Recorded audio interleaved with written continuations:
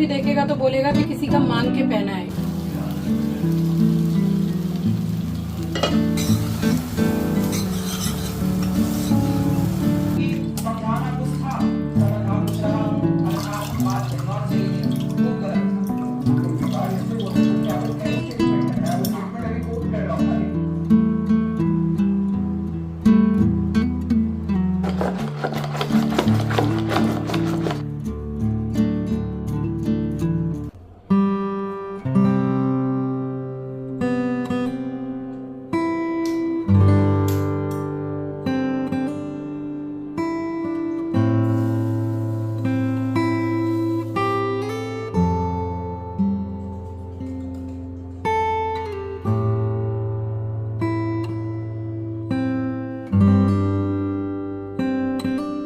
सुबह का समय है, आप सभी को सुबह की राम राम जी, सुप्रभात, गुड मॉर्निंग। साथ ही आप सभी का स्वागत करती हूँ आपके अपने चैनल द लाइफस्टाइल टेल्स में। आप अपना इतना कीमती वक्त निकाल कर मुझसे मिलने आते हैं, व्लॉग देखने आते हैं, उसके लिए आप सभी का दिल से आभार प्रकट करती हूँ। और ये व्लॉग है मंडे का, यानी कि कल का।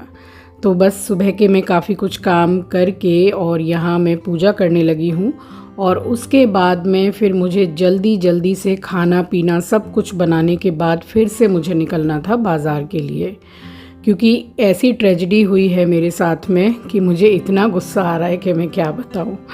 तो वीडियो में बने रहिएगा, आगे वीडियो में आपको बताऊंगी कि गुस्सा आखिर आ क्यों रहा है।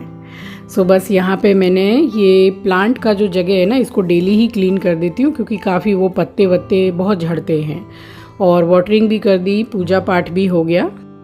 उसके बाद यहाँ मैं लेके बैठी हूँ बादाम और अखरोट, जो कि रात में भिगोती हूँ मैं। तो बस इस टाइम पे छील लेती हूँ, या फिर नहाने जाने से पहले टाइम रहता है तो उस टाइम पे छील लेती हूँ।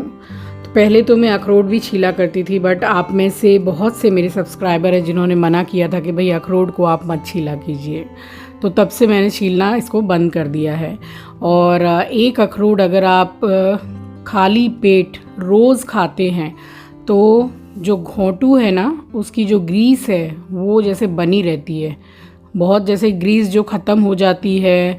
और मतलब ट्रांसप्लांट कराना पड़ता है, कितना कुछ कराना पड़ता है, बट अखरोट से बहुत अच्छा रहता है। मतलब कहा जाता है कि ग्रीस जो है घोंटू की वो बनी रहती है। बस वो बादाम मैंने बैठ के खाया है, और उसके बाद में साथ के साथ ही मैंने यहाँ पे बनाया है सत्तू। तो सत्तू की रेसिपी मैं पहले भी शेयर कर चुकी हूँ। और सुबह आप क्या कीजिएगा, अगर आप जैसे बादाम खाते हो तो बादाम खा लिया, सत्तू पीते हैं तो साथ के साथ ही उसके सत्तू पी लिया, या फिर अगर आप फल खाते हैं तो साथ के साथ ही खा लिया। कहने का मतलब है कि जो नाश्ता है उसको आप गैप गैप करके मत खाइए। मतलब एक बार में अपना नाश्ता कर लीजिए, उसके बाद में कुछ घंटे के बाद में आप खाना खाइए। तो बस ये नाश्ता कर लिया था मैंने सत्तू का। उसके बाद सीधी मैं किचन में चली आई हूँ, यहाँ तैयारी कर रही हूँ चटनी के लिए। तो अच्छा, धनिया कितना महंगा हो गया है बताइए। 200 ग्राम धनिया 75 रुपीज़ का मिला है मुझे ऑनलाइन से।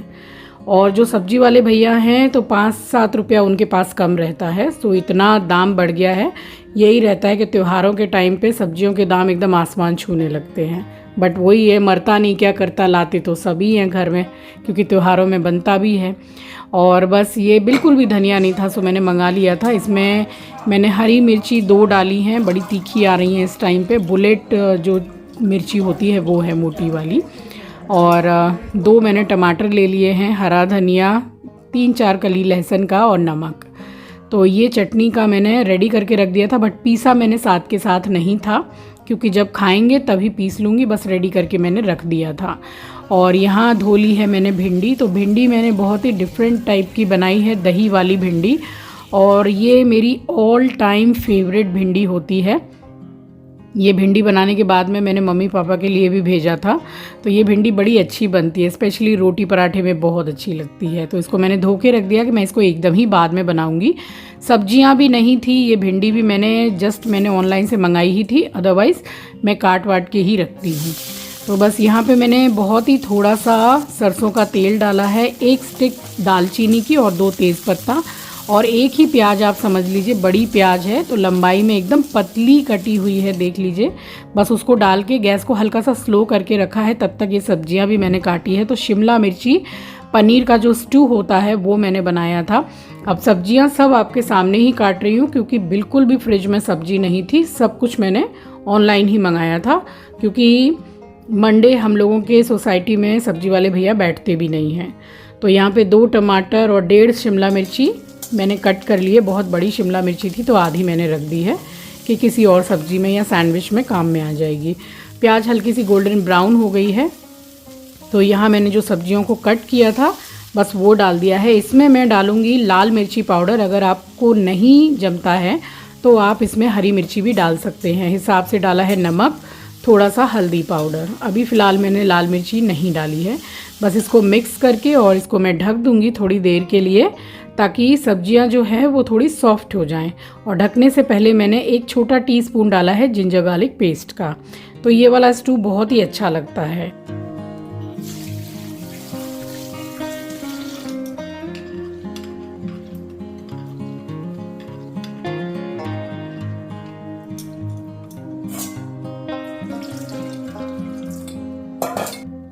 और साथ में बनाई थी मैंने मसूर और मूंग की दाल, नींबू धनिया डाल के जो मैं बनाती हूँ। ये बच्चे भी बहुत ज़्यादा पसंद करते हैं, इस वजह से मैं बनाती हूँ। मुझे ज़्यादातर अरहर की दाल पसंद आती है। तो बस इसको मैंने धो लिया था और जो फर्स्ट वाला पानी है तो उसको मैंने निकाल के और करी पत्ते के पौधे में डाल दिया। और यहाँ बस सारा सामान मैंने निकाल के रख लिया है। और यही है कि देखिए, अब जैसे कि साग सब्जियां सब कुछ काट वाट के रखते हैं तो खाना बनाना कितना इजी हो जाता है, निकालो और बनाओ। और यही मतलब कटी हुई नहीं थी सब्जियां तो मुझे कम से कम 45 मिनट 1 घंटा ज़्यादा लग गया। भिंडी काटनी है, शिमला मिर्ची है, टमाटर है, प्याज है, मिर्ची है, तो सभी कुछ है। मिर्ची वगैरह तो मैं ज़्यादातर चिल्ली कटर में कर देती हूँ। और देखिए धनिया है, धनिया को भी मैं काट के और एयर टाइट कंटेनर में बंद करके रखती हूँ। तो खाना बनाना मतलब जैसे चुटकियों का काम हो जाता है, इतना सोचना पड़ता ही नहीं है कि अगर बच्चों ने या फैमिली में से किसी ने भी कुछ फरमाइश कर दी तो तुरंत निकालो और बनाओ। तो ये बहुत ही इजी रहता है। बट ठीक है, चलो मेरे पास में थी नहीं कोई भी सब्जियां, तो सब कुछ मैंने साथ के साथ ही मंगाया था। और पनीर भी मैंने मंगाया था। तो हाफ़ पनीर जो इसका है, जैसे ये 200 ग्राम का पैकेट रहता है, मेरे पास 100 ग्राम के करीब पनीर ये रखा हुआ था। और 1 पैकेट मैंने मंगाया था, तो ये 250 ग्राम पनीर मैंने इसमें पूरा डाल दिया था। तो छोटे बड़े टुकड़ों में करके डाला था। साथ के साथ ही मैंने डाला हरा धनिया और कर रही हूँ मिक्स। और अब इसमें डालूँगी लाल मिर्ची पाउडर और काली मिर्च का पाउडर। तो अच्छे टेस्ट के लिए 1 चम्मच मैंने देसी घी का डाला है, काली मिर्च का पाउडर और थोड़ा सा लाल मिर्ची पाउडर डाला है। और थोड़ा सा मैंने इसमें कश्मीरी लाल मिर्ची पाउडर भी डाला है, थोड़ा अच्छा कलर के लिए। बस उसके बाद यहाँ पे मैंने कुकर चढ़ाया है, डाला है सरसों का तेल, जीरा डाला है, जीरा गोल्डन ब्राउन हो गया। तो ये 2 प्याज मैंने लंबाई में कट करके डाली है। और बस हल्का सा गोल्डन ब्राउन करना है, थोड़ा सॉफ्ट भी हो जाएगा तो चलेगा। और उसके बाद में इसमें मैंने हरी मिर्ची डाली है चिल्ली कटर में करके। और यहाँ पे ये थोड़ी सी जैसे कलर चेंज हो गया है, गोल्डन ब्राउन हो गई है प्याज। तो उसके बाद में जो मैंने दाल को धो के रखा हुआ था, तो बस उसको मैंने डाला है। और दाल डालने के बाद में 2 से 2.5 मिनट तक इसको बहुत अच्छी तरीके से भून लीजिए। इससे दाल का टेस्ट इतना ज़्यादा बढ़ जाता है। वैसे भी ये दाल बहुत अच्छी लगती है। डाला है हिसाब से हल्दी और नमक। बस इसको भुनने के बाद में 2-2.5 मिनट मैंने भुना है। और फिर मैंने डाला है हिसाब से पानी। तो यहाँ मसूर की दाल में भी मुझे कम से कम 4 सीटियाँ लगानी पड़ती हैं, तब जाके दाल गलती है। तो मीडियम गैस पर मैंने लगाई है इसमें 4 सीटियाँ। और उसके बाद में फिर इसमें डालती हूँ मैं नींबू और धनिया।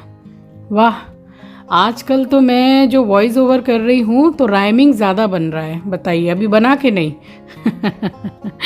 तो चलिए, फिर उसके बाद में यहाँ मैंने चढ़ाया चावल। अब ये वो थोड़ा सा मोटा वाला चावल है, मिनी गेट चावल है। So this is tip of the day. अगर आपका चावल थोड़ा बनने के बाद पीलापन पे रहता है तो कुछ बूंदे आप नींबू की डाल दीजिए, तो वो बिल्कुल वाइट चावल बनेगा, बिल्कुल पीला पीला नहीं बनेगा। तो जैसे पीला पीला चावल दिखता है तो खाने का भी मन नहीं करता है, तो थोड़ा सा नींबू डाल दो तो काम बन जाता है। और यहाँ दाल बन गई थी तो 1 नींबू डाला है मैंने। नींबू छोटे से हैं, रस ज़्यादा नहीं है इनमें, थोड़ी खट्टी सी रहती है ये दाल तो अच्छी लगती है। और हरा धनिया डाल दिया है ढेर सारा और चला दी है मैंने रई। तो यहाँ दाल भी बन के रेडी हो गई। वहाँ पनीर और शिमला मिर्ची की जो स्टू है वो भी बन के रेडी हो गया। और चटनी को मैंने रेडी करके रख ही दिया था, चावल मैंने चढ़ा ही दिए थे, बस बाकी बचा भिंडी। तो बैठ के फिर मैंने भिंडी को काटा है पोंछ के, क्योंकि फिर वो जो पानी पानी थोड़ा लगा रहता है ना तो लस लस करती है। बस भिंडी मैंने कट कर ली थी और यहाँ पे मैंने डाला है सरसों का तेल कढ़ाई में।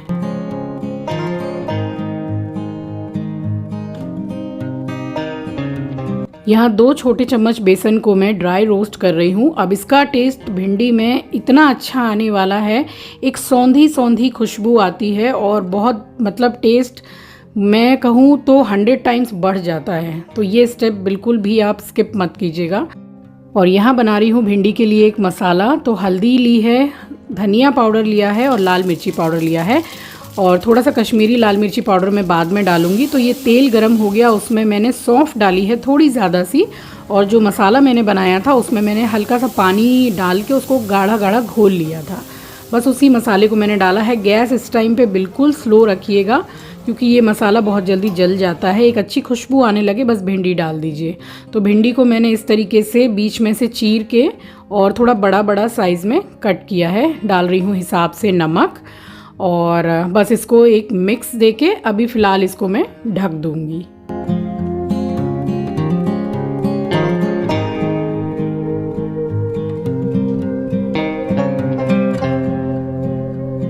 बस तकरीबन 5 मिनट के बाद ही मैंने कढ़ाई के ढक्कन को खोला है, क्योंकि बहुत ज़्यादा इसको ढक के नहीं पकाना है, क्योंकि इसमें मैंने नमक भी डाला है। तो फिर ये क्या है, थोड़ी सी नरम पड़ जाएगी ज़्यादा और लिसलिसी टाइप की हो जाएगी। वैसी बिल्कुल भी नहीं चाहिए, अलग अलग ही चाहिए। तो यहाँ भिंडी बिल्कुल पक गई है, थोड़ी देर के लिए और ढक दिया था 2-2.5 मिनट के लिए। उसके बाद में ये 1/2 कटोरी के करीब मैंने दही को फेंट लिया है अच्छी तरीके से चम्मच से, और इसको इस टाइम पे डाल के मैंने मिक्स किया है। अब इसमें ज़्यादा नहीं, 1.5 से 2 मिनट इसको फुल गैस करके और पकाना है। तो क्या है कि जो भी चिकनाई आपने डाली है वो रिलीज़ हो जाएगी। तो बस यही चाहिए। और अब इस टाइम पे मैंने डाला है कश्मीरी लाल मिर्ची का पाउडर, इससे कलर बहुत अच्छा आ जाएगा इसमें। तो इसको बस अच्छी तरीके से एक मैंने मिक्स दिया है और उसके बाद थोड़ी देर के लिए छोड़ दिया था। बस उसके थोड़ी ही देर के बाद में मैंने जो बेसन को भुना था वो डाल दिया है। तो ये भिंडी बन के बिल्कुल तैयार है। अब आपको अगर थोड़ा खट्टा पसंद है तो इसमें आप अमचूर पाउडर डाल लीजिए। हम लोग इतना खट्टा पसंद नहीं करते हैं, तो बस दही से जो हल्का सा खट्टापन आया वही इनफ है। और ऑफ कोर्स हरा धनिया तो जाएगा ही। तो इसको आप ट्राई करके ज़रूर देखिएगा, आपको बहुत पसंद आएगी। और ये चटनी मैंने बस खाने का टाइम हो गया था तो इस टाइम पे मैंने पीस ली थी। तो पूरा खाना पीना मेरा हो गया था रेडी बन के, और फिर उसके बाद में लगाई है मैंने मशीन।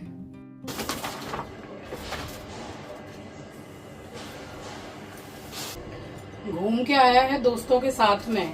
ये कपड़े, इतने कपड़े एक बार में बस आज उसी के कपड़े धुलेंगे।